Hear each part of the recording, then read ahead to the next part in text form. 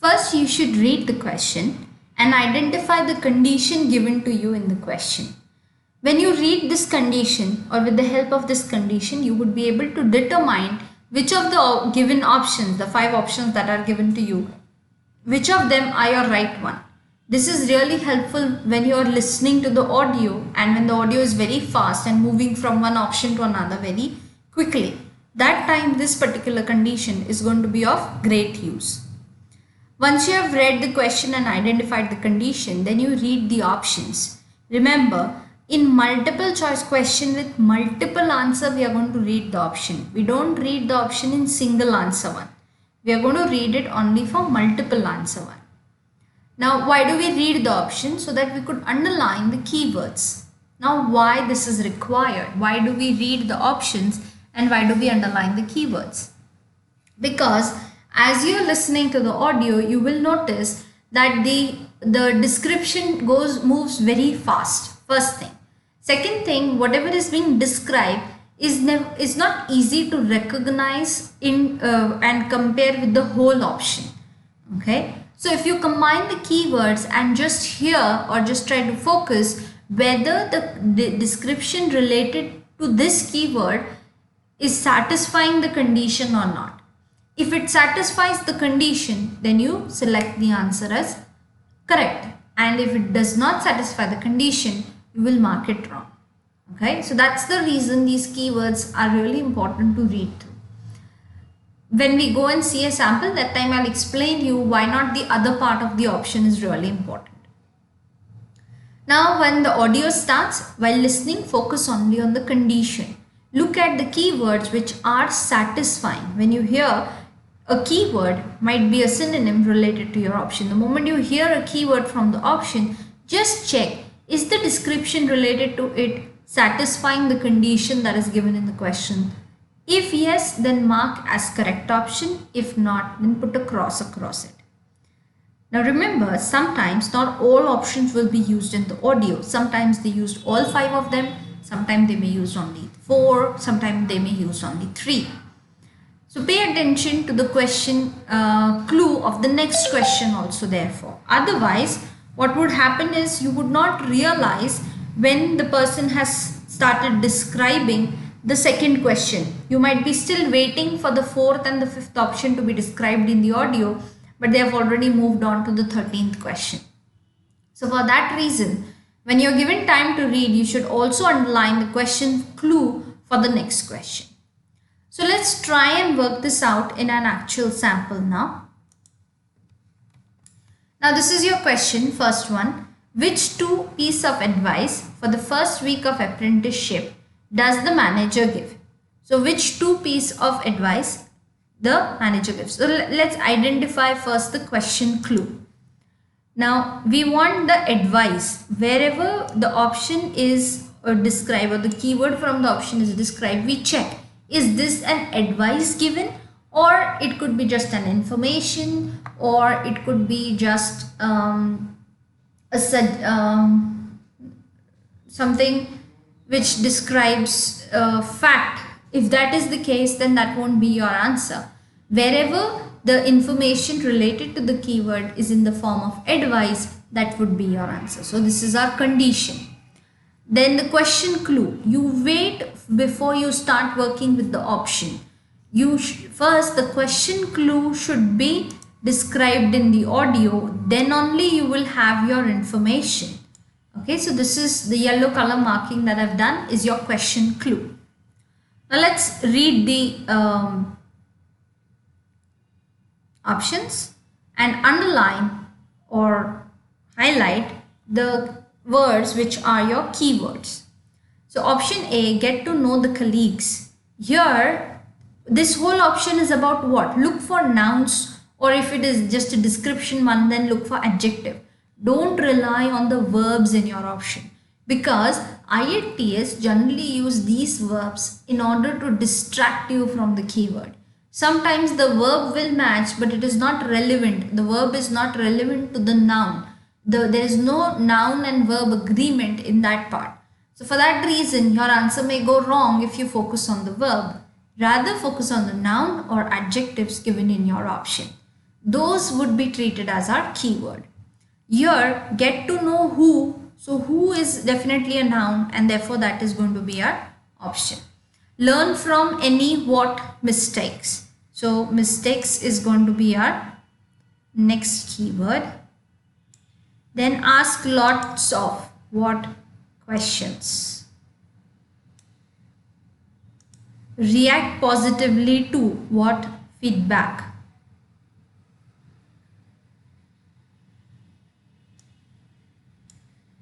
Then enjoy new. Enjoy what challenges.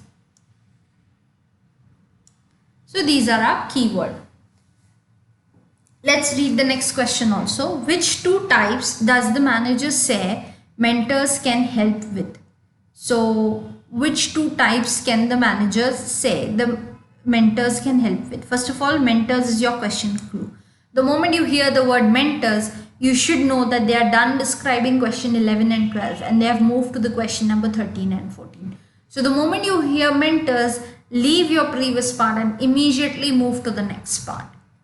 After that, now here, which two things does the manager says can help with?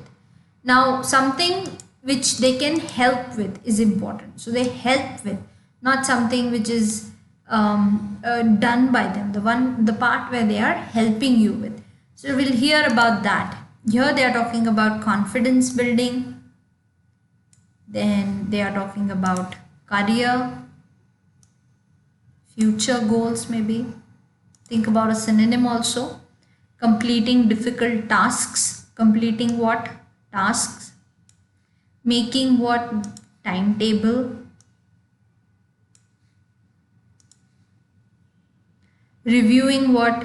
Progress. So how you have done till date. Okay, something like that. So now you have read the question. First you underline the keyword. First you underline the condition as well as you recognize the question clue. After that, you went and read the option and tried to underline the noun which are describing or which are really the key part of your option. Those we call it as keyword. Now, as the audio describe these keywords one by one, definitely they won't come in a sequence because these are option. In listening section, questions come in sequence, not the options. So they may first talk about mistakes, then they may talk about feedback, maybe then colleagues, then questions, then challenges. So if we are focused only on these keywords that we have underlined, we can correlate with the audio immediately. Okay. And the moment you hear something about feedback, check, is it an advice?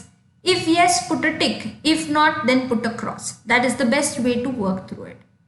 If you are finding it really difficult to work with sequencing, best strategy in listening is to immediately take down notes. Okay. So when you take down notes, it can help you to work out on various things. So I'll show you how to take down notes also when I play the audio. Okay. Now, when you are working with the audio, you will not read the whole option. You won't focus on the question. You would just focus on these keywords and figure out whatever is been described as an advice. So for now, let me just hide these.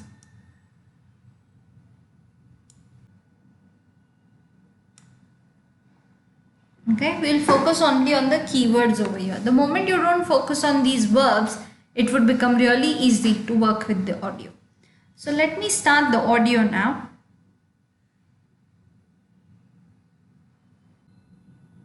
Now listen carefully and answer questions 11 to 14. Now as the audio will start, when the dialogues will appear, we'll focus only on the keywords and you may select or eliminate your option. Simultaneously, I will show you how to take down notes also. So here when I am writing down, I'll sequence the options and accordingly write down notes as well. But I will write down the notes only for the part wherever advice is given. I'm not going to write down everything about each keyword because I don't want unnecessary details on the paper. If there are unnecessary details on my paper, I'll get confused about each of the option and I'll be back to the square one, which is something I want to avoid. So here therefore, when we are focusing on sequencing, the moment I hear the keyword, I'll write first the alphabet. If related to that keyword, they have described an advice, then I'll take down note. If there is no advice, I'll just move to the next one. Okay, so I'll show you how that is done. Good morning, everyone. My name's Janet Parker, and I'm the Human Resources Manager.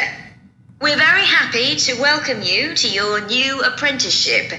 I hope that the next 6 months will be a positive and enjoyable experience for you. I'd like to start with some general advice about being an apprentice. Most of you have very little or no experience of working for a big organisation, and the first week or so may be quite challenging.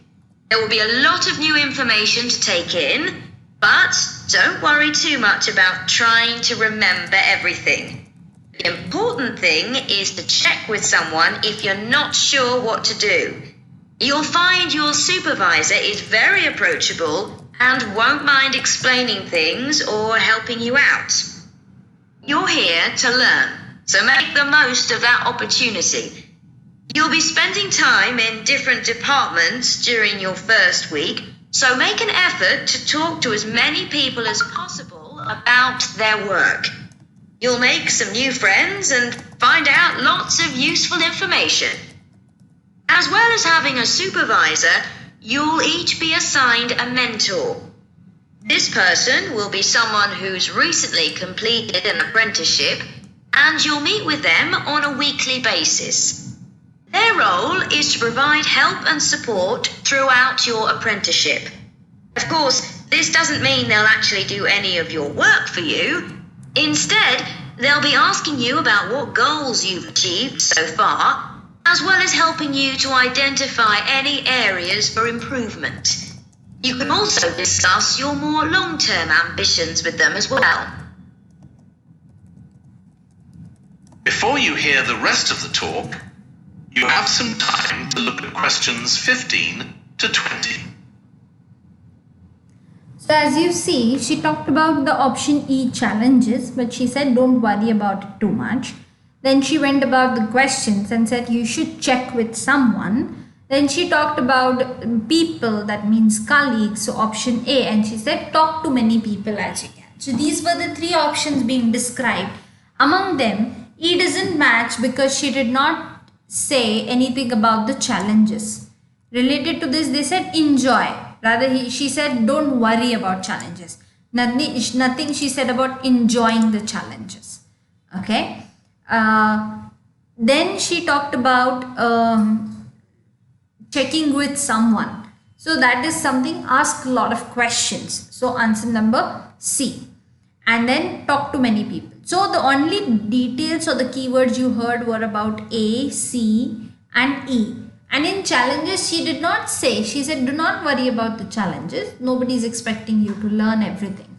So nothing was said that you should enjoy the challenges and all. She just said don't worry about them too much.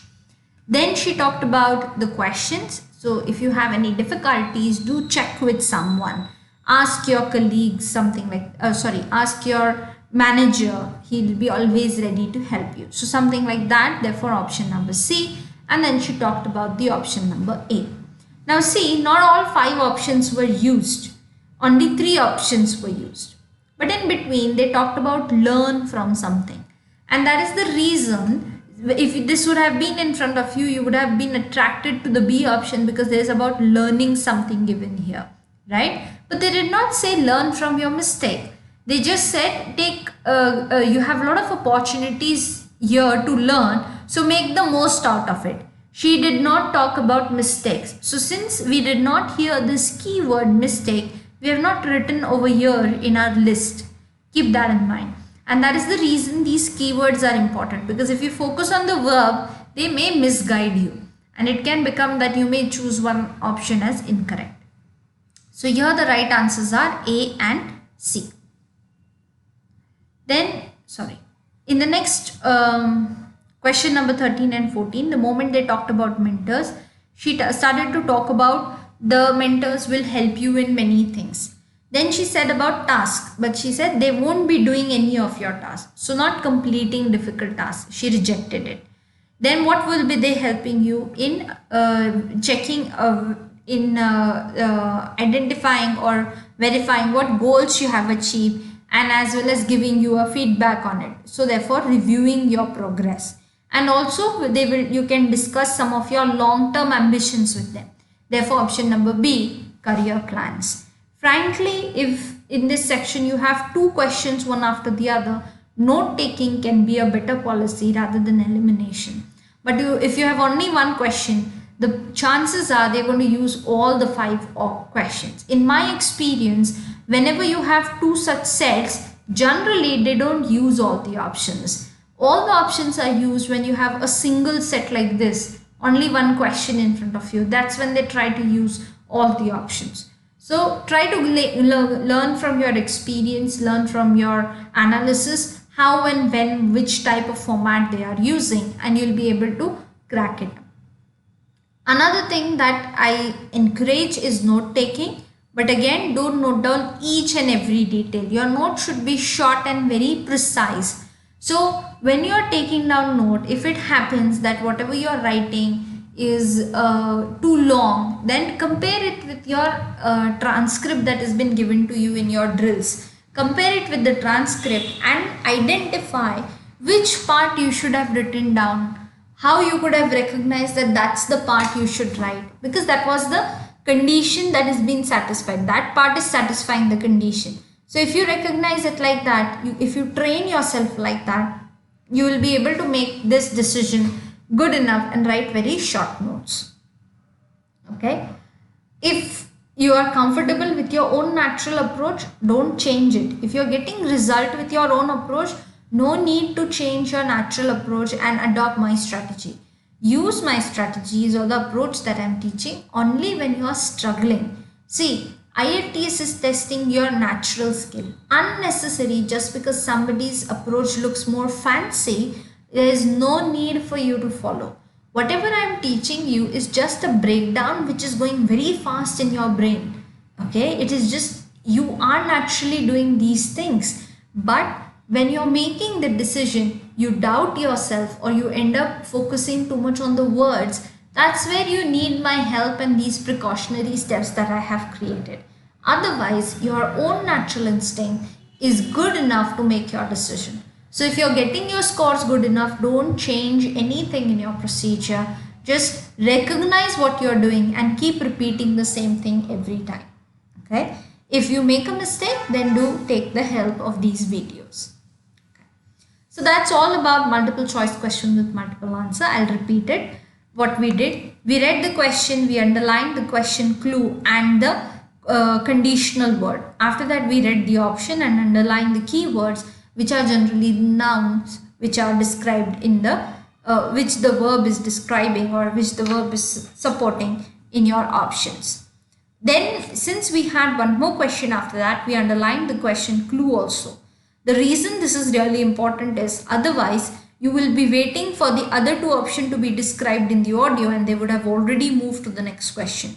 So it's important that in the given time you as well underline the question clue for your next question. Again, we have underlined over here the condition and then the keywords in the option. When the audio starts, my suggestion is take down notes, and when you're taking down notes, just note down the advice that are being given to you. The advice will match with this, the first match these advice. Let's say if you have, first match these advices with the question clue. Let's say you have written some of the information over here. Based on that, don't go and read the whole option and work it out. First, based on whatever you have written over here, shortlist the options that are there. Like check with someone. Check means what? You go and ask somebody something, right? So question. So this question clue is matching with. Don't worry too much. So there is nothing about worry. Okay. Talk to many people. Talk to many people. People noun, that is matching with colleagues. right? So these two things are matching, so you should go with the option number A. Don't overanalyze. Get to know, they did not talk about get to know, they are saying about talking. When you talk to somebody, definitely you get to know. Apply some logic. Keep one thing in mind, the notes you write down are never going to match with your option. If they were going to match, why would we take down notes? We would directly go and select the option. So many times students ask me that the notes I write, they never match with the option and then I don't know what to do. Keep one thing in mind, you have to apply your logic. The notes are never going to match with the options. You'll have to understand, you'll have to make some logical connection and then only you'll be able to make the selections. Okay, so keep this one thing in mind. Let's move on to the next question.